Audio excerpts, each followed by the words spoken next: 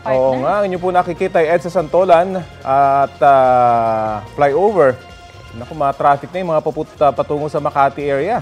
At sa White Plains, no? Dahil nakikita naman natin, usual naman ito sa mga ganitong oras, no? Hindi lang natin alam kung sa dami ito ng volume ng sasakyan o hopefully wala naman hong aksidente. Makita naman natin usad naman ito na pagunga lang. Correct.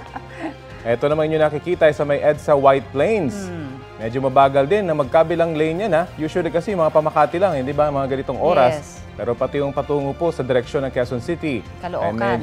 Caloocan, medyo mabagal na rin yung daloy na trapiko. Pero may mga nakakapansin, ha? Mula nung matapos yung bagyo, sobrang traffic daw. Ang sinasabing mga dahilan ng mas matraffic pa, no, may ita-traffic pa pala.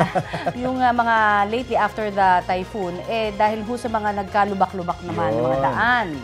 At basura rin, na nagkalat. Ito, live din ho tayong kuha ngayon sa EDSA Ortigas pa rin ito, partner.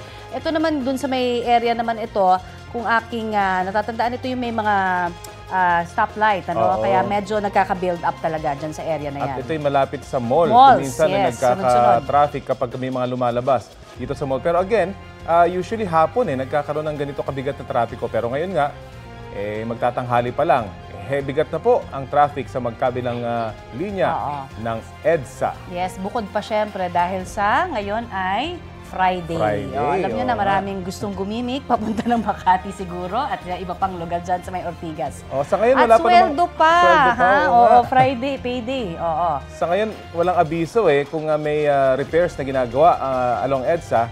Kaya nagkaka-traffic dahil usually magkakaroon ng repairs yan after ng mga bagyo. At banggit mo kanina, nagkandalubak-lubak yung ating mga kalsada.